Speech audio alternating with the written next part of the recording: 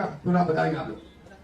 धन्यवाद। जैसा कि मैंने बताया कि जिस केस को पुलिस और लोअर कोर्ट को एक तरीके से मैनेज करके दिलीप जायसवाल ने अपने लिए क्लीन चिट हासिल कर लिया था, उस केस को फिर से खोलने के लिए जन सुराज पीड़ित महिला और दोनों जो उनकी मां और बहन है उनके साथ हम लोग हाईकोर्ट में मूव किए हैं। अब आ जाइए मंगल पांडे पर। जैसा कि आपको बताया गया था, मंगल पांडे ने द्वारका में जब पूरे देश में कोविड का दौर चल रहा था तो बिहार के स्वास्थ्य मंत्री घर खरीदने में लगे हुए थे। एक उसका किस्त मैंने आपको बताया था कि 25 लाख रुपया किस अकाउंट से आया, वो मंगल पांडे जी के ने पैसा दिलीप जायसवाल से लिया और सीधे न लेकर पहले अपने पिताजी के अकाउंट में पैसा लिया, फिर पिताजी के अकाउंट से अपने पत्नी उर्मिला पांडे जी के नाम पर पैसा लिया और उस अकाउंट से ही उस फ्लैट के मालिक को भुगतान किया गया। तो दिलीप जायसवाल जी ने एक बात ये कहा, अपने डिफेंस में दो बात उन्होंने कही। एक कि हम इतने ईमानदार मंत्री हैं कि हमको 25 लाख रुपया की जरूरत पड़ी तो हमको पिताजी से कर्ज लेना पड़ा, ऐसा उनका दावा है। ऐसा उन्होंने कहा कि हमको 25 लाख कर्ज लेना पड़ा, हम इतने ईमानदार हैं। तो हम लोगों ने, हम आपको अकाउंट नंबर जारी कर रहे हैं। उर्मिला पांडे जी जो उनकी पत्नी है, account number Punjab national bank का है, नोट कर लीजिए 141819, पूरा अकाउंट नंबर कर लीजिएगा तो 14990001411819। इस अकाउंट में ये कह रहे हैं कि हमारे पास पैसा नहीं है, 2.25 करोड़ रुपया, 2.25 करोड़ रुपया डेट वाइज इनके पत्नी के अकाउंट में जारी जमा किया गया है, जिसका कोई प्रमाण नहीं है कि पैसा आया कहां से। 2 करोड़ रुपया से ज्यादा, 2 करोड़ 12 लाख से ज्यादा रुपया साल 2019 और 20 में जमा हुआ है। अकाउंट नंबर है पंजाब नेशनल बैंक का, नोट कर लीजिए 141 141819। तो अब दिलीप जायसवाल मंगल पांडे जी बता दें कि अगर आपके पास फ्लैट के लिए 25 लाख रुपया नहीं था जो आप दिलीप जायसवाल से अपने पिताजी के जरिए कर्ज लिए, तो ये आपके पत्नी के अकाउंट में 2 करोड़ 12 लाख रुपया कहां से आ गया? और अगर आया तो इसको घोषित क्यों नहीं किया? और अगर इसको वो बताएंगे तो इसके बाद हम उनको ये भी बताएंगे कि 2 करोड़ 12 लाख रुपया किसके किसके अकाउंट से आया है। तो अभी एक बार उनको इतना पर छोड़ रहे हैं कि वही अभी से भी मान ले, जैसे अपना 25 लाख का गलती माने, इसका भी मान ले कि ये 2 करोड़ 12 लाख रुपया कहां से आया है। नहीं मानेंगे तो ये भी उनको बताया जाएगा कि ये 2 करोड़ 12 लाख रुपया इस अकाउंट में कहां से आया है। तो मंगल पांडे जी पर ये पूरा हो गया। अब आ जाइए दूसरे बड़े नेता हैं यहाँ के सम्राट चौधरी, यहाँ के उप मुख्यमंत्री हैं। भाई साहब नाम बदलने के विशेषज्ञ हैं। कई लोग, पिछली बार हमने आपको बताया था और लोग जानते भी हैं कि इनका नाम था राकेश कुमार, बाद में हुआ राकेश कुमार उर्फ सम्राट चौधरी। ये पूरी सच्चाई नहीं है। इनका ओरिजिनल नाम है सम्राट कुमार मौर्य। पहला नाम इनका है सम्राट कुमार मौर्य। 1998 में इन पर एक मर्डर का इल्जाम लगा। सदानंद सिंह जो वहां पर कांग्रेस के बड़े नेता थे और इनके परिवार के राजनीतिक विरोधी थे, उनको बम से मारकर उनकी हत्या कर दी गई, जिसमें लोग बताते हैं 6 लोगों की मृत्यु हुई। उस केस में आज के सम्राट चौधरी और तब के सम्राट कुमार मौर्य एक्यूज्ड थे, बजाता जेल गए और 6 महीना के बाद जेल से निकले, नाबालिग होने के नाम पर इनको जेल से निकाला गया। तो पहले तो सम्राट चौधरी, उनके समर्थक और चाल चरित्र चेहरा की बात करने वाले भाजपाई, और उससे भी बढ़कर बिहार में जब भाजपा को, एनडीए को वोट देने वाले लोग, एक बार जरा जान जाइए कि आपका उप मुख्यमंत्री मर्डर का एक्यूज्ड है, जेल में रहा है और जेल से सिर्फ इसलिए छूटा क्योंकि इन्होंने प्रमाण दिया कि हम नाबालिग हैं। सदानंद सिंह, उनकी हत्या हुई जिसमें ये नामजद अभियुक्त है, जेल गए। अब दूसरी बात सुनिए, जब ये भाई साहब मंत्री बने, बिना विधानसभा विधान परिषद के सदस्य हुए, इनको मंत्री बनाया गया। तो जब मंत्री बने तो इन पर कम उम्र होने का एक केस हुआ जिसकी वजह से इनको बर्खास्त किया गया। ये बात तो सब लोग जानते हैं और सम्राट चौधरी भी कहते रहे वो मामला तो पुराना है, सब सेटल हो गया। अब क्या सेटल नहीं हुआ है वो हमसे सुन लीजिए। उस केस के पिटीशन में सुप्रीम कोर्ट में लिख के दिया गया कि इन्होंने जब मैट्रिक का एग्जाम दिया तो मैट्रिक का एग्जाम इन्होंने दिया है सम्राट कुमार मौर्य के नाम से, और सुप्रीम कोर्ट के हलफनामे में यह लिखा गया कि सम्राट कुमार मौर्य उस समय के, इन्होंने इनका एडमिट कार्ड, इनका रोल नंबर, वो सब जारी किया, सुप्रीम कोर्ट के दस्तावेज में है। और बिहार विद्यालय परीक्षा समिति जो मैट्रिक का एग्जाम कराती है, इनसे पूछा गया सुप्रीम कोर्ट के द्वारा इनके पढ़ाई के एज के बारे में, क्योंकि मैट्रिक के सर्टिफिकेट को ही एज का दस्तावेज माना जाता है। तो उसमें बिहार विद्यालय परीक्षा समिति ने बताया कि सम्राट कुमार मौर्य करके जो विद्यार्थी मैट्रिक की परीक्षा पास करने का दावा कर रहे हैं, ये एक्चुअली 234 नंबर इनको आया था, ये मैट्रिक परीक्षा फेल हो गए थे। ऐसा हलफनामा सुप्रीम कोर्ट में दायर किया गया। तो इसको ध्यान रख लीजिए। 1998 में सुप्रीम कोर्ट में जो दस्तावेज जमा किया गया, जिसके आधार पर सुप्रीम कोर्ट ने इनके एज का निर्धारण किया, उस दस्तावेज के मुताबिक सम्राट कुमार मौर्य मैट्रिक का एग्जाम पास नहीं किए, उनको 234 नंबर आया, उनको फेल कर दिया गया। इसका दूसरा प्रमाण यह है कि 2010 में जब सम्राट चौधरी ने अपना हलफनामा दिया तो उसमें लिखा कि मैं 7वीं पास हूं, 7वीं पास है। तो जो सुप्रीम कोर्ट में दस्तावेज है उसको सम्राट चौधरी ने भी 2010 में स्वीकार किया है। अब मेरा और जन सुराज का सीधा सवाल है पूरे बिहार के युवाओं की ओर से, पढ़े लिखे समाज की ओर से, इस राज्य के डिप्टी सीएम ये बताएं कि वो मैट्रिक कब पास किए हैं, किस साल इन्होंने मैट्रिक पास किया। आप लोग पत्रकार बंधु से खाली इतना पूछ लीजिए कि सर किस साल आप मैट्रिक पास किए हैं, क्योंकि 2010 के बाद मैट्रिक का एग्जाम दिए नहीं है। डिग्री लगाए हैं अपने हलफनामा में, फर्जी, वो कई बार चर्चा हो गई कि उनका जो डिग्री है वो फर्जी है, डॉक्टरेट कहां यूनिवर्सिटी ऑफ कैलिफोर्निया से किए हैं, वो सब बात छोड़ दीजिए। सीधा सवाल, सम्राट कुमार मौर्य जो जिन पर मर्डर का इल्जाम लगा, नाम बदलकर राकेश कुमार किया, वो राकेश कुमार जब अपने सुप्रीम कोर्ट के हलफनामे में कह रहे हैं बिहार विद्यालय परीक्षा समिति ने कहा कि मैट्रिक का परीक्षा फेल कर गए हैं, इन्होंने खुद स्वीकार किया 2010 में कि 7वीं क्लास ये पास हैं, तो फिर ये मैट्रिक का परीक्षा कब पास किए हैं, यही सीधा सवाल है। ये बहुत बड़ा बड़ा लंबा लंबा फेंकते हैं, कभी मुरेठा बांध कर कभी मुरेठा खोल के। ये आदमी इतना फर्जी है, ये मैट्रिक का परीक्षा पास ही नहीं किया। तो बिहार की जनता को ये जानकारी होनी चाहिए, ये मैट्रिक भी पास नहीं किया है आदमी, और दावा कर रहा है कि हम डिलीट का डॉक्टरेट ऑफ लिटरेचर किए हैं यूनिवर्सिटी ऑफ कैलिफोर्निया से। आप बताइए कि बिहार में कोई अगर क्लर्क, कोई सिपाही, कोई अफसर अगर गलत डिग्री के साथ पकड़ लिया जाए, नौकरी तो जाएगी ही जाएगी, जेल भी जाएगा। ये आदमी डिप्टी सीएम है, फर्जीवाड़ा किया है, मर्डर के केस में जेल गया है, 7वीं पास होने का लिखा है अपने एफिडेविट में, और आज तक इलेक्शन कमीशन भी नहीं पूछ रहा है कि मेरे भाई तुम डिलीट कर लिए, मैट्रिक कब पास किए, क्या बिना मैट्रिक पास किए डिलीट कर लिए। तो ये इनसे सवाल है, आप लोग नहीं पूछिएगा तो इस बार जब हलफनामा लड़ने आएंगे चुनाव, तो इनका जो भी विरोधी होगा इनसे पूछेगा कि भैया मैट्रिक कब पास किया, उसका सर्टिफिकेट लगाओ। अपने चुनावी हलफनामा में भाई साहब 10वां 12वीं का बात नहीं करते हैं, सीधे बात किया कि हम ग्रेजुएशन किए हैं कामराज यूनिवर्सिटी से, जो है ही नहीं। उसके बाद कह दिया डॉक्टरेट ऑफ लिटरेचर कर लिए यूनिवर्सिटी ऑफ कैलिफोर्निया से। तो ये है हम लोग के नाम बदलू नेता सम्राट कुमार मौर्य उर्फ राकेश कुमार उर्फ सम्राट कुमार चौधरी उर्फ 7वीं फेल उर्फ यूनिवर्सिटी ऑफ कैलिफोर्निया से डॉक्टरेट ऑफ लिटरेचर करने वाले बिहार के उप मुख्यमंत्री, भाजपा के बड़े नेता। इनका देखिए चाल चरित्र और चेहरा, मर्डर के इल्जाम में जेल काट कर आया है। तो मेरे भाई भाजपा के जितने वोटर हो, आप राजद को कहते हो जंगल राज की बात, राजद वाले जंगल राज के लिए दोषी हैं, उसके लिए जनता ने उनको सत्ता से हटा दिया, लालू जी को जेल जाना पड़ा। और ये सब जो मैं रोज कहता हूं, कंबल उड़कर घी पीने वाले लोग, पहले राजद में था तो वहां पर भी गुंडागर्दी किया, और अब भाजपा में आकर यहां भी लूट मार कर रहा है, पूरे राज्य का स्थिति बर्बाद कर रहा है। अब ये हो गए सम्राट चौधरी। अब आप लोग कहिएगा क्या 2-3 को लेकर आए हैं, इसलिए कि आप लोग कहते हैं कि भैया रोज रोज करेंगे, तो कहे भाई रोज पत्रकारिता कर रहे हैं, इतना चोर है यहाँ, इतना दस्तावेज आ गया है कि कई बार सोचा है कि 4 को कर दिया जाए। जो 4 यहाँ के शीर्षस्थ नेता हैं एनडीए के, दिलीप जायसवाल, मंगल पांडे, सम्राट चौधरी, अब आ जाइए यहाँ के भ्रष्टतम नेता सर्वदलीय अशोक चौधरी, माननीय मुख्यमंत्री नीतीश कुमार के दाहिने हाथ। इनका हालत देखिए, ये तो आदमी पूरे बिहार में रिकॉर्ड बना दिया भ्रष्टाचार का। हम लोग अभी तक सुनते आए हैं कि लालू जी बेनामी प्रॉपर्टी खरीदते थे, अब इनका देखिए बेनामी प्रॉपर्टी का हालत। ये दस्तावेज इतना है कि जैसा मुन्ना जी बता रहे हैं कि समेटते समेटते हम लोग थक गए कि भाई कितना भेजोगे, हमने कहा जब और जमीन का कागज मत भेजो। भाई साहब के एक पीए हैं, पीए थे दत्त साहब, योगेंद्र दत्त, नाम याद रखिए। अशोक चौधरी के पीए योगेंद्र दत्त 2019 में 2019 में अशोक चौधरी जी ने 34 लाख रुपया में योगेंद्र दत्त के नाम पर विक्रम में 1 एकड़ जमीन, करीब 1 एकड़ जमीन, 0.7 एकड़, 23 कट्ठा जमीन इन्होंने खरीदा।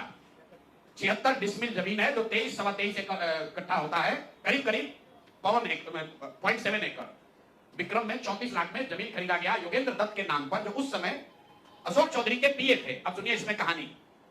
2 बरस के बाद दत्त साहब ने वो जमीन ट्रांसफर रजिस्ट्री कर दिया अशोक चौधरी के बेटी और अभी के सांसद सांबेवी चौधरी के नाम पर 34 लाख रुपया में। इसका डीड है, ये डीड आपको जारी करेंगे, आप देख लीजिएगा।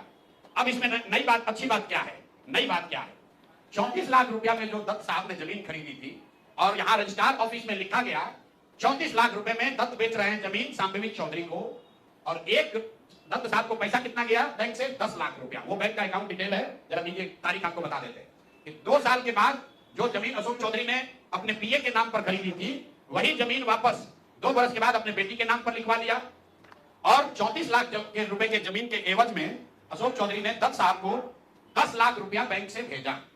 यहां तक भी बात ठीक है भाई, ये कह सकते हैं कि बाद में पैसा दिए होंगे।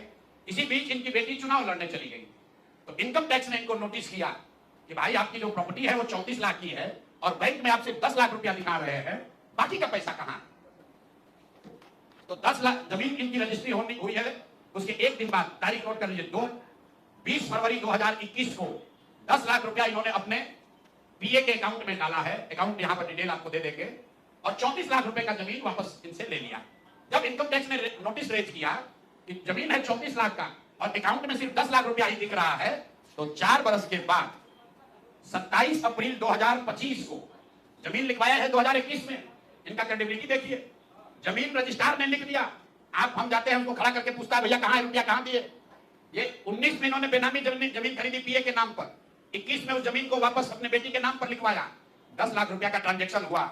जब इनकम टैक्स ने नोटिस रेज किया तो भाई साहब ने जान बचाने के लिए 27 अप्रैल 2025 को, मतलब बेटी के एमपी बनने के बाद 25 लाख रुपया दत्त को, मिस्टर दत्त को फिर इन्होंने बैंक से ट्रांसफर किया। तो मैं आपके जरिए अशोक चौधरी जी, जो अपने आप को महादेव का भक्त बताते हैं, हमको तो लक्ष्मी के ही भक्त ज्यादा दिखते हैं, महादेव के भक्त नहीं है, ये लक्ष्मी के भक्त हैं। अगर आपने 34 लाख रुपए की जमीन अपने पीए से अपने बेटी के नाम पर खरीदी तो उसका भुगतान क्यों नहीं किया? 10 लाख ही क्यों भुगतान किया? और अगर आप कहते हैं कि 10 लाख ही भुगतान तय हुआ था, तो फिर बाद में 25 लाख रुपया 3 बरस के बाद इनकम टैक्स के नोटिस आने के बाद क्यों किया? अब आपको हम एक छोटा सा केस बता रहे हैं, इसका वैल्यू 34 लाख है, लेकिन आपको ये इसलिए बता रहे हैं कि इनका मोडस ऑपरेंडी क्या है, क्योंकि उसके बाद अब जो आपको बताएंगे कि भाई साहब पिछले 2 बरस में 200 करोड़ रुपया से ज्यादा का संपत्ति, 200 करोड़ रुपए से ज्यादा का संपत्ति अपने पत्नी, अपने बेटी, अपने समधन, उनसे जुड़ा हुआ एक ट्रस्ट, मानव वैभव विकास ट्रस्ट, इसके माध्यम से इन्होंने जमीन खरीदी है करीब 200 करोड़ रुपए का। और सारा डीड, एक एक जिस दिन का ट्रांजैक्शन है वो सारा डीड आपको यहां पर, आप चाहे तो उसका फोटोकॉपी ले सकते हैं।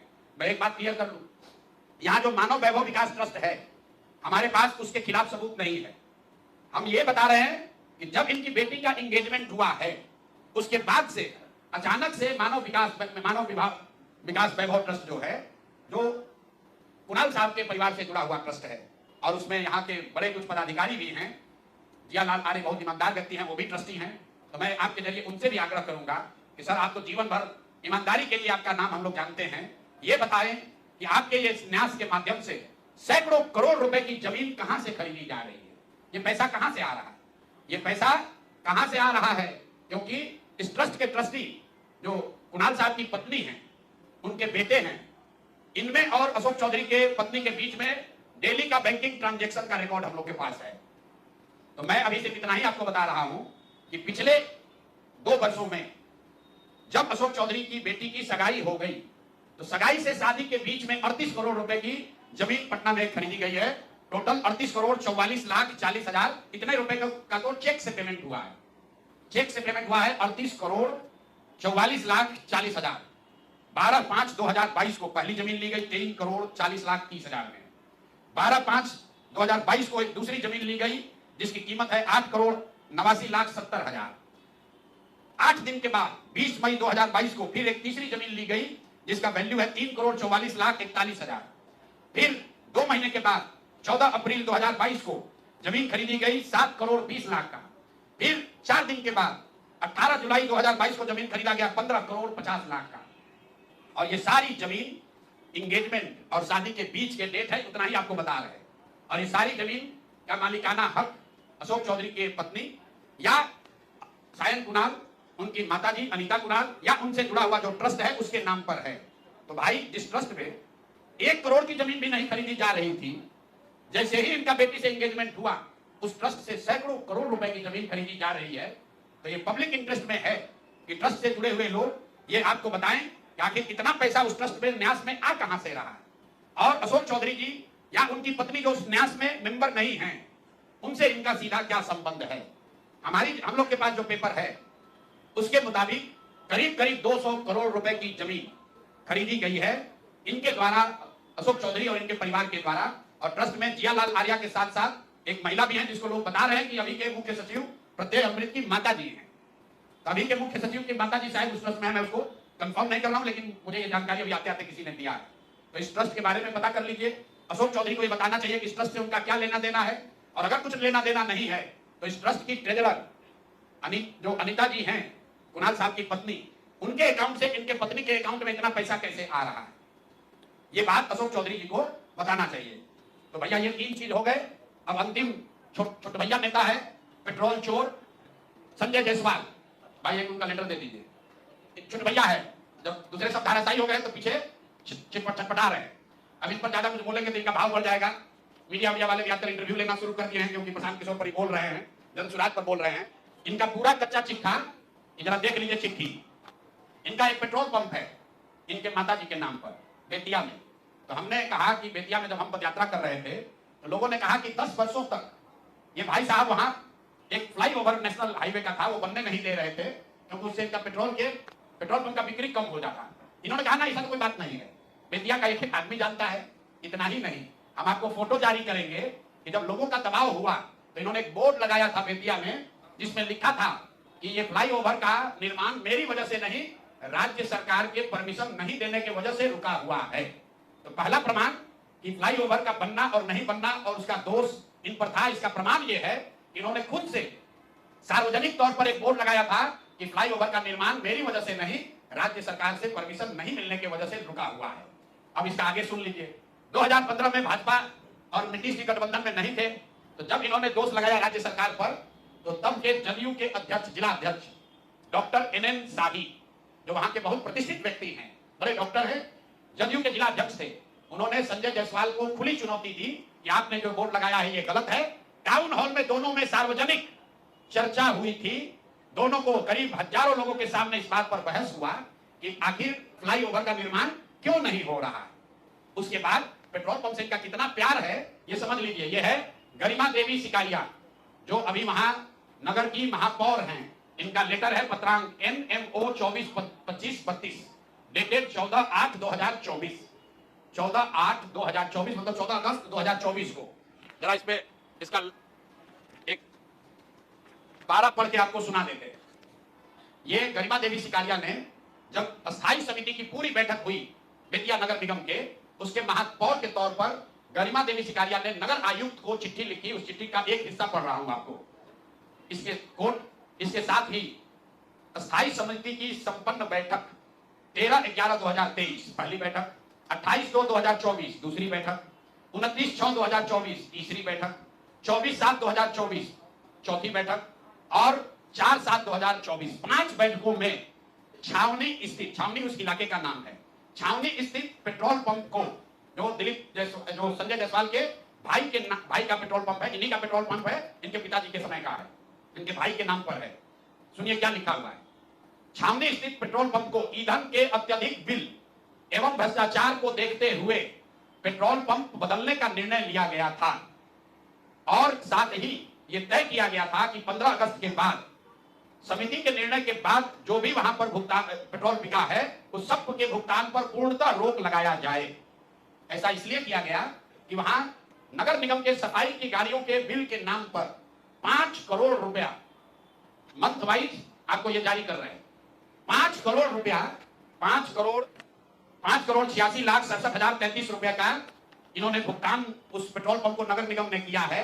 और स्थायी कमेटी के 5 बैठकों में यह पाया गया कि ये ज्यादातर भुगतान फर्जी है, गलत है, ज्यादा बढ़ा कर लिया जा रहा है। स्थायी कमेटी के अभी की महापौर गरिमा सिकारिया ने नगर आयुक्त को लिखा कि भाई 5 बैठक में निर्णय हो गया कि इस पेट्रोल पंप से हम लोग को तेल नहीं लेना है, इसका भुगतान 15 अगस्त से बंद कर दिया जाए। उसके बावजूद ये अफसरों पर दबाव बनाकर नगर के अधिकारियों के साथ मिलकर सारा जो वहां नगर निगम का सरकारी गाड़ी है, जो सरकारी तेल की खरीद होती है, वो इसी पेट्रोल पंप से कराते हैं और 10 लीटर तेल बिकता है, 20 लीटर का वाउचर बनाता है। ये पेट्रोल चोर फेसबुक पर पोस्ट कर रहा है। कहा हमको कि हिंद महासागर में जाएगा, हिंद महासागर में जाओ या लाल सागर में जाओ, मेरा नाम प्रशांत महासागर है, इसमें डूबोगे तो कहीं पता नहीं चलेगा कहां जाओगे। और इनको अंतिम बार कह रहे हैं, आज इतने पर इनको छोड़ रहे हैं। पेट्रोल चोर हो, तुम्हारी औकात इतनी है, इतने पर रहो, अपने से ऊंचा उछलने की कोशिश मत करो। भाषा का विषय का ज्ञान नहीं है, ना शकल ना सूरत, अब बड़ा बड़ा बात कर रहे हैं। बात करता है बाप दादा के, आपके पिताजी बहुत बड़े सज्जन व्यक्ति थे, मदन जायसवाल जी का बहुत इज्जत है, आपकी इज्जत कुछ नहीं है। आप भाजपा छोड़कर भाग गए थे, राजद में चुनाव लड़ा, 5,500 वोट आया, सुधीर शर्मा जी बैठे हैं, कहानी बताएंगे, सुन लीजिए। मदन जायसवाल जी बड़े व्यक्ति थे और ये आदमी पेट्रोल का वाउचर चोरी करने वाला हम पर उंगली उठाएगा। हिंद महासागर में जाओ डूब लो और अभी आए थे अमित शाह जी, उनको पेपर दे दो, ईडी सीबीआई का छापा डलवा देना, हमको पकड़ लेना, यही खड़े हैं, कहा है ना कि हमको जेल भिजवाएंगे। 7 जन्म लगेगा ना तो प्रशांत किशोर का हाथ नहीं पकड़ पाओगे, जेल भिजवाना तो बहुत बड़ी बात है। तो भैया तेल का चोरी करते हो, इतने पर रहो, इससे ज्यादा चोरी करने का औकात भी तुम्हारा नहीं है। अब बाकी लोग देखिए बड़ा बड़ा औकात वाला है, कैसे 100 करोड़ रुपया लूटा, तुम तो पेट्रोल का फर्जी वाउचर बनाते हो। तो भैया यही काम करो, इतने पर रहो। बहुत बहुत धन्यवाद। संजय जायसवाल जी पर मैं चाहूंगा 2 मिनट, सुधीर जी उनके पुराने कोलीग हैं मदन जायसवाल जी के, इनसे जरा भी सुन लीजिए।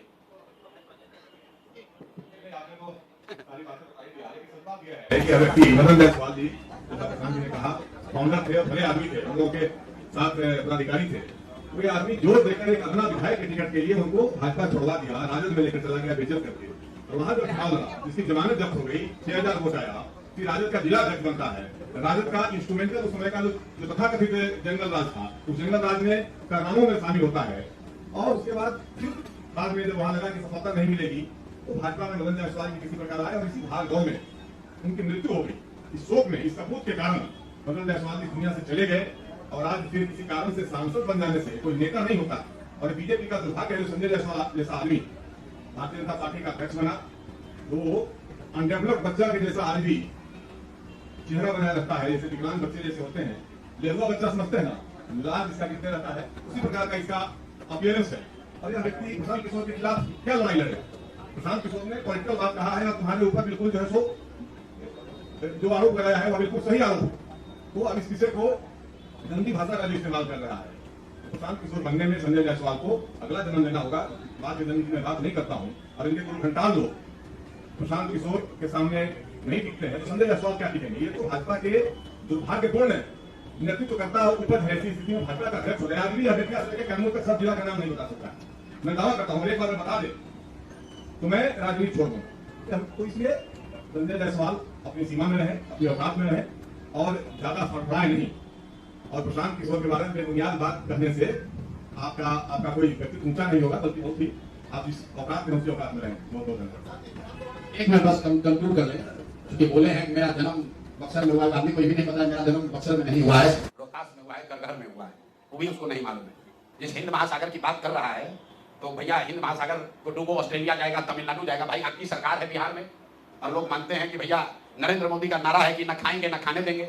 आप इतने बड़े नेता हैं, आपके पास सबूत मिल गया है, तो पत्रकारों को काहे दे रहे हो? कल अमित शाह आए थे, उन्हीं को दे देते सबूत। आज हमको ईडी सीबीआई से छापा करके पकड़वा लो, पता चल जाएगा कि किसके पास कितना पैसा है। तो ये फालतू की बात है, ये हमारी गलती है कि इन पर बोलकर वो कीचड़ में कंकड़ फेंकिएगा तो अपना ही शरीर गंदा होगा। तो मैं आपके कैमरे पे ये भी मान लिया कि हमने हमारी गलती हो गई, कैसे तेल चोर से हमने बात कर दी। देखिए हम ऐसे बात करते नहीं है, हम बेतिया में 3 साल पहले पैदल चले, लोगों ने उस समय कहा छोड़ो यार क्या इस पर बोलेंगे। लेकिन जब दिलीप जायसवाल पर बात हो रही थी तो बीच में आदमी उछल कर आ गया। और यही फेसबुक पर टीका टिप्पणी करते थे तो नीतीश कुमार ने इसको अध्यक्ष से हटवाया था, भाजपा के अध्यक्ष से नीतीश जी ने हटवाया था। फेसबुक पर लिखता था जदयू को तोड़ देंगे, सरकार बना लेंगे, सोचता था मुख्यमंत्री बन जाएंगे। यही है ना भाई, 60 किलोग्राम वजन है, 80 किलोग्राम में जाकर लड़ोगे तो मार देंगे लोग, हाथ टूट जाएगा। तो जिस वर्ग में हो उसी वर्ग में लड़ाई लड़ो तो अच्छा लगेगा। बाकी आपके जो बड़े यहाँ नेता हैं, आपके दिलीप जायसवाल जी हैं, मूर्छित होकर गिरे हुए हैं, उनको उठाइए।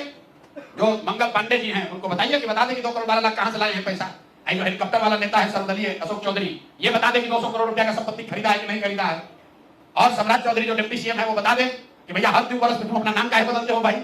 सम्राट कुमार मौर्य हुए, मर्डर का इल्जाम लगा तो नाम बदल के राकेश कुमार कर लिए, राकेश कुमार नाम हुआ उसमें फिर पकड़े गए तो बदल के सम्राट राकेश कुमार सम्राट चौधरी कर लिया, और फिर राकेश कुमार को गायब कर दिया, अब सम्राट चौधरी है। ये सबसे बड़ी जो बात है, ये सारे लोग राजद के लोग हैं।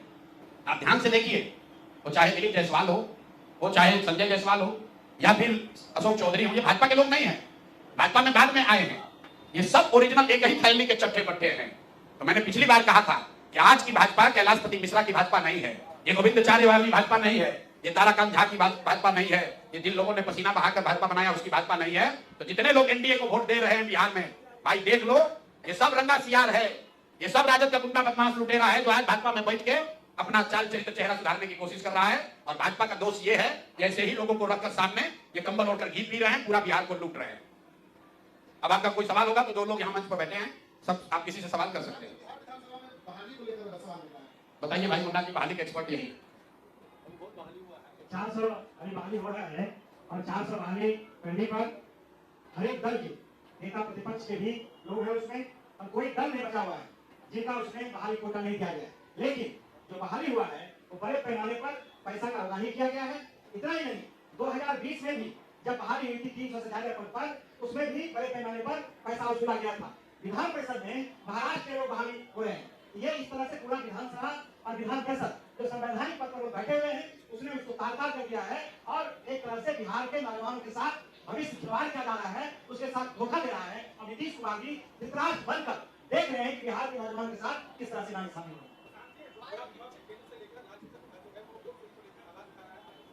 कौन चुप है? हर दिन कहा गया, जब सुप्रीम कोर्ट ने निर्णय दे दिया और जितनी मांग उठाई गई, सुप्रीम कोर्ट ने कह दिया कि आधार को डॉक्यूमेंट मान लिया जाए, तो फिर कहां मामला बनता है? भाई राहुल गांधी बिहार के लिए नहीं कहें, वो राहुल गांधी ने कल जो मामला उठाया है वो कर्नाटक का मामला है, वो बिहार का मामला नहीं है। और हम लोग बिहार के चुनाव को देख रहे हैं, हम लोग बिहार को देख रहे हैं। ये प्रयास है कि मोदी जी आए तो राहुल गांधी को गाली दे, राहुल गांधी आए मोदी जी को गाली दे, बिहार की बात कोई ना करे। आप बताइए, मोदी जी 5 बार आए, एक बार भी बताया कि बिहार में बाढ़ की स्थिति क्या है? क्या बताया कि बिहार में एक गांव जमुनिया गंगा के गोद में समाहित हो गया? क्या आपने कोई बयान मोदी जी से सुना? मोदी जी से नहीं सुने तो आप राहुल गांधी से भी नहीं सुने। मोदी जी आकर राहुल गांधी को गरिया रहे हैं, राहुल गांधी आकर मोदी को गाली दे रहे हैं। भाई उससे बिहार के लोगों का क्या लेना देना है? तुम्हारी लड़ाई दिल्ली की है, उसको तुम बिहार में क्यों लेकर आ रहे हो? बिहार का लड़का तो जब दिल्ली जाता है मजदूरी करने और वहां के लोग उसको अपमानित करते हैं, मारते हैं, तो ना मोदी बोलते हैं ना राहुल गांधी बोलते हैं। जब बॉम्बे में बिहार के बच्चों को, हिंदी भाषियों को मारा गया, तो एक मारने वाला राज ठाकरे टुटपुंजिया वहां का नेता है, लंपन एलिमेंट है, वो भाजपा का सहयोगी है, और दूसरा उद्धव ठाकरे वो महागठबंधन के सहयोगी है। उस पर किसी ने बोला? तो हम लोग बिहार को विषयांतर नहीं होने देना चाहते हैं। और इसका असर यह है कि जब सुराज ने पेंशन का मुद्दा उठाया तो आज 1100 पेंशन मिलने लगा। कुछ लोग कह रहा है कि तेजस्वी यादव के कहने पर हुआ, तो भाई तेजस्वी यादव के बीच में 3 वर्ष थे, डिप्टी सीएम थे ना तेजस्वी यादव, काहे ने 400 से बढ़ा के 410 कर दिया? ये जन सुराज की ताकत है, लोगों की ताकत है, एक नए विकल्प की ताकत है कि वृद्धों का पेंशन जो 20 वर्ष 400 से बढ़कर 410 नहीं हुआ, वो आज 1100 हो गया। आशा वर्कर 2 वर्ष से यहां संघर्ष कर रही थी, कुछ नहीं हुआ, उनका मानदेय बढ़ गया। आंगनबाड़ी वर्कर उनका सैलरी बढ़ गया, रसोईया की सैलरी बढ़ गई। महिलाओं को 10,000 रुपया झूठा ही देने के लिए 2 लाख रुपए का वादा किया, सबसे पहले मुद्दा किसने उठाया? 2 वर्ष तक किसी के काम पर जू नहीं रहेगा। ये जन सुराज के साथियों ने घर घर जाकर 1 करोड़ लोगों से हस्ताक्षर कराया, तो आज सरकार कह रही है कि उसमें 10,000 रुपया का पहला किस्त जारी करेंगे। वो भी नहीं करेगा, वोट के समय बेवकूफ बनाने के लिए लोगों से फार्म भरवा रहा है। ये जन सुराज की ताकत है कि 2015 में जो युवाओं के लिए वादा किया गया था कि अनएम्प्लॉयड यूथ को कम से कम 1,000 रुपया दिया जाएगा, 2 दिन पहले अभी उसकी घोषणा हुई है। लेकिन ये घोषणा सरकार नहीं कर रही है, सरकार में बैठे हुए 4 अफसर कर रहे हैं। इसका प्रमाण देखिए कि नीतीश कुमार ने अपने 15 अगस्त के भाषण में जो यहां पर जीविका के लिए जो घोषणा की, उस पर अफसरों ने कहा कि नहीं, वो स्लिप ऑफ टंग था, वो गलती से मतलब नीतीश जी के मुंह से निकल गया था। तो नीतीश जी को पता ही नहीं है, जो भ्रष्ट अफसर है वो चाहता है किसी तरह ये व्यवस्था बनी रहे ताकि लूट का दौर जो अभी चल रहा है ये आगे भी चलता रहे। यही लोग हर दिन एक नई घोषणा कर रहे हैं बिना सोचे समझे कि भाई करेंगे नहीं करेंगे, किसी तरह जनता को बेवकूफ बनाकर वोट ले लो, उसके बाद नेता को देखा जाएगा। हम लोग तो अफसर हैं, हम लोग लूटेंगे ही। इसलिए मेरे भाई, जनता इस बार संभल गई है, वो जान रही है कि तिजोरी का चाबी, तिजोरी को इसलिए खोला गया है ताकि जनता को बेवकूफ बनाकर वोट लिया जा सके। जब गलती से भी जनता ने इनको वोट दे दिया तो जितने भ्रष्ट हैं, मैं अराजक की बात नहीं कर रहा हूं, ये चारों नेताओं की बात जो हुई है सब एनडीए के नेता हैं, जदयू भाजपा के नेता हैं, ये लोग अफसरों के साथ मिलकर लूट मचाए हुए हैं। बिहार में आज जितना भ्रष्टाचार है, इतना भ्रष्टाचार जीवन में कभी नहीं किसी ने देखा था। और अगर निचले स्तर पर इतना भ्रष्टाचार लोगों को देखना पड़ रहा है, इसका मतलब है कि कहीं ना कहीं ऊपर तक तो पैसा पहुंच रहा है।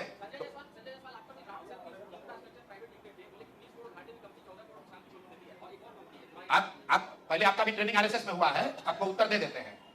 जिस संजय जैसे बोले ना कि आपको समझ में नहीं आएगा और आपके नेताओं को भी समझ में नहीं आएगा, जिस राम सेतु पुल की वो रामकी की बात कर रहे हैं, भैया सब लोग नोट कीजिए, हमको संजय जायसवाल पूछते हो। रामकी जो है, अयोध्या राम रेड्डी इस संसद में डिक्लेयर्ड देश के सबसे ज्यादा पैसे वाले सांसद हैं, जिनका डिक्लेयर्ड वेल्थ संसद के रिकॉर्ड में देख लेना 750 करोड़ है। कितना है? 750 करोड़। तो वो जो डोनेशन है वही अयोध्या राम रेड्डी ने दिया है। जो मैं बात रोज कहता हूं कि हमको पैसा वो देते हैं जिनको हमने कभी मदद की है। और अयोध्या राम रेड्डी वाईएसआरसीपी के एमपी हैं। जब आते हो ना, आधा सुनो मेरी बात, अरे सुनो ना यार, तो तुम सवाल किए बिना तैयारी के हम उत्तर दे रहे हैं, सुन लो। तुम भैया हो संघ के पत्रकार, सुनो तो मेरी बात, तुम संघ के पत्रकार हो, सब लोग देखो हंस रहा है, तो सवाल लाए तो उसका उत्तर सुन लो। अयोध्या राम, सुन तो लो भाई, अयोध्या रामी रेड्डी इस लोकसभा राज्यसभा के सबसे धनी, सबसे ज्यादा डिक्लेयर्ड वेल्थ वाले मेंबर पार्लियामेंट हैं और उन्होंने अपनी एक कंपनी से जन स्वराज को डोनेट किया है, क्योंकि किसी जमाने में जब हम वहां काम करते थे तब अयोध्या रामी रेड्डी एमपी बने थे। समझ में आ गया? तो यही बोले थे ना कि हिंद महासागर में डूबोगे ना तो उसी में निपट जाओगे।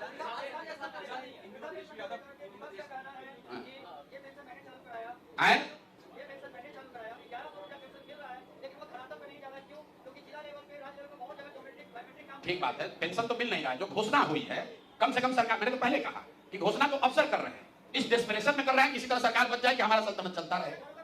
रुको भाई, अरे नहीं पहुंच रहा है तो मालूम है, लेकिन ये जो बात है कि क्या इसको जांच लिया जाए कि क्या राजद के कहने पर या उनके दबाव में हुआ है। तो भाई राजद पिछले 10 वर्षों में 3 वर्ष तो तेजस्वी यादव खुद ही डिप्टी सीएम थे, तो अगर उनको वृद्धों के, विकलांगों के, विधवाओं के पेंशन की चिंता थी तो जब वो डिप्टी सीएम थे तो 400 से बढ़ाकर 450 क्यों नहीं किया? आज क्यों ध्यान में आ रहा है? ये पेंशन की बात अगर आप गंभीरता से समझना चाहते हैं, बिहार में इसकी चर्चा ही सबसे पहले प्रशांत किशोर ने की है। और हम झूठ नहीं बोलते इस बातों पर। हम जब यहाँ 2015 में थे तो हमें इसकी जानकारी नहीं थी। जब मैं पदयात्रा में गया, मुझे ये सामने दिखा, तब मैंने ये बात करनी शुरू की। हमको जो नहीं मालूम हम पहले कहते नहीं मालूम है। 2015 में हमने बहुत घोषणा कराई, लेकिन पेंशन की बात हमने नहीं की थी, क्योंकि प्रशांत किशोर को नहीं मालूम था कि नीचे 400 रुपए पेंशन मिलता है और इससे इतनी लोगों की परेशानी है। जब पदयात्रा में हम चले, लोगों की परेशानी समझ में आई, तब से हर भाषण में 3 वर्ष से चिल्ला रहे हैं कि भाई 400 का पेंशन बढ़ना चाहिए। ये नहीं बोले, ये सब आपके। मैंने जो कहा कि अशोक चौधरी ने पिछले 2-3 वर्षों में करीब करीब 200 करोड़ रुपए की प्रॉपर्टी खरीदी है। उस प्रॉपर्टी के खरीदने वालों में एक ऐसे ट्रस्ट का नाम है जिसका हम लोग बहुत सम्मान करते हैं। मैंने जो कहा सुने नहीं, किशोर कुणाल जी का मैं बहुत सम्मान करता हूं। उनकी पत्नी उस ट्रस्ट की ट्रेजरर है और जियालाल आर्या उस ट्रस्ट के चेयरमैन हैं, जो यहाँ के बहुत ईमानदार ब्यूरोक्रेट रहे।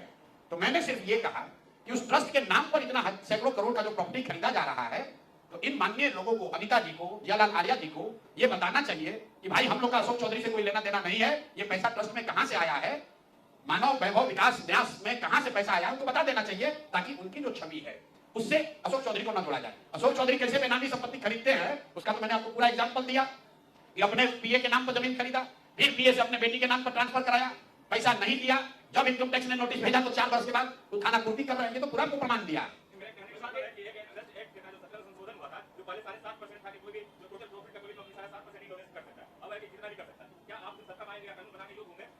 मेरे भाई अभी हम देखिए, मैं उस ट्रस्ट पे टिप्पणी नहीं करना चाहता हूं, क्योंकि मेरा अभी भी सुनिए, वो ट्रस्ट एक्ट जो है वो केंद्र सरकार का मामला है। हम सरकार में आएंगे क्या करेंगे बात की बात है। हम इतनी बात कर रहे हैं कि अशोक चौधरी पर सीधा इल्जाम लगा रहे हैं कि 200 करोड़ रुपए का नामी बेनामी प्रॉपर्टी इन्होंने खरीदा है। उसमें जब जांच के क्रम में जो पेपर आए उसमें इस ट्रस्ट का नाम बड़े पैमाने पर दिख रहा है।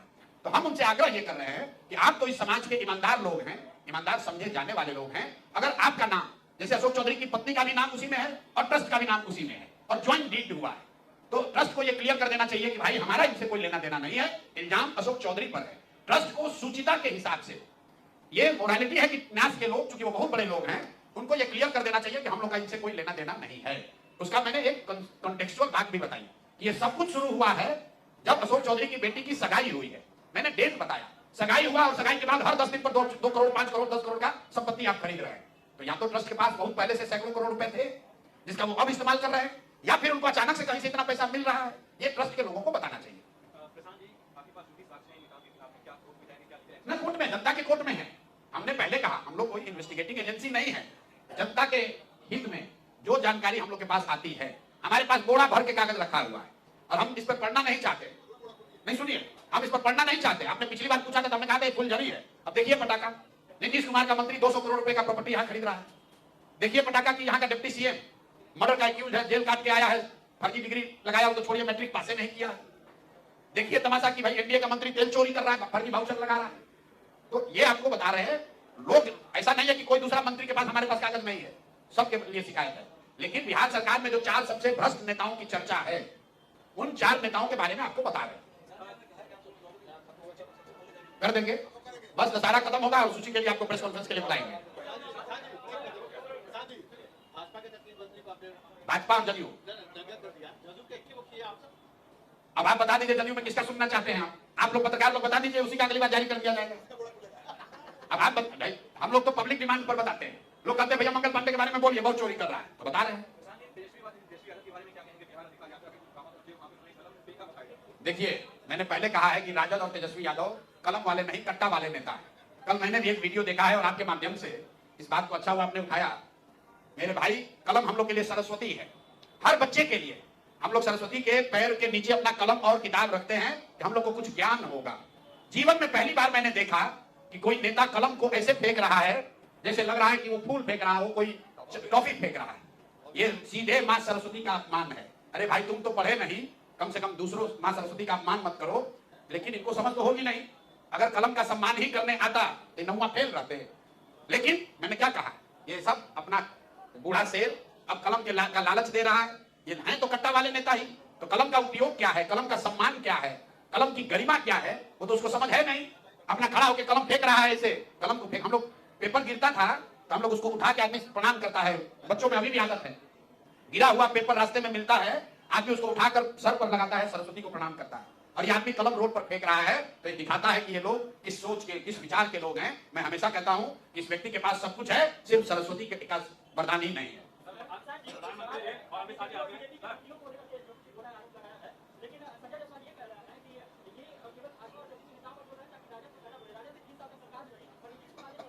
राजद पर बोलने की क्या जरूरत है। बिहार का बच्चा बच्चा जानता है कि राजद का कैरेक्टर क्या है, राजद में किस तरह के लोग हैं। सब जानता है कि ये लोग चोरी, बदमाशी, भ्रष्टाचार, अपहरण, रंगदारी, कट्टाबाजी, जमीन कब्जा, यही ये सब करता है। उन पर आरोप लगा, उनको जेल हुई, वो आज चुनाव नहीं लड़ सकते हैं, वो सत्ता से हटा दिए गए। लेकिन भाई, जो लोग सत्ता में बैठा है वो इसलिए तो नहीं बच सकते हैं कि राजद वाले बहुत खराब है। तुम तो भाई उनसे भी ज्यादा खराब हो। किसका? मेरे भाई, ऐसा है, आप भी लोग कहते हैं मोदी इतने शक्तिशाली लोकप्रिय प्रधानमंत्री हैं। कुछ लोगों ने कहा अमित शाह बहुत देश के सबसे मजबूत गृह मंत्री हैं, वल्लभ भाई पटेल से ज्यादा लंबे समय से हैं। तो आप, सीमा का सुरक्षा किसके हाथ में है? आपके हाथ में तो नहीं है, हमारे हाथ में भी नहीं है। सीमा की सुरक्षा, घुसपैठियों का आना और नहीं आना केंद्र सरकार के हाथ में है। बीएसएफ किसके हाथ में है? गृह मंत्री के अधीन है। तो 15 साल से सरकार किसकी है? तो पहले ये बताएं कि शरणार्थी 15 वर्ष पहले आया था कि अभी आया है? अगर अभी आया है तो सीधा दोष लगेगा भैया अमित शाह पर, मोदी पर और नीतीश कुमार पर। और अगर पहले आया था तो 15 साल से तुम कर क्या रहे हो? तुम तो रोज कह रहे हो हिंदुओं को बेवकूफ बना रहे हो कि सारे शरणार्थियों को, रोहिंग्या को मार के भगा देंगे। तो 15 साल से भगाए क्यों नहीं? आपके रहते हुए किशनगंज में बांग्लादेश से आदमी आके रह रहा है और आपको पता नहीं चल रहा है। तो मानो कि तुम इतने कमजोर गृह मंत्री हो कि तुम्हारे अंदर सीमाएं सुरक्षित नहीं है। आपको क्या लगता है? आप बताइए, बिहार में शरणार्थी मुद्दा है कि रोजगार मुद्दा है? बिहार में हिंदू मुसलमान मुद्दा है कि पलायन मुद्दा है? बिहार में हिंदू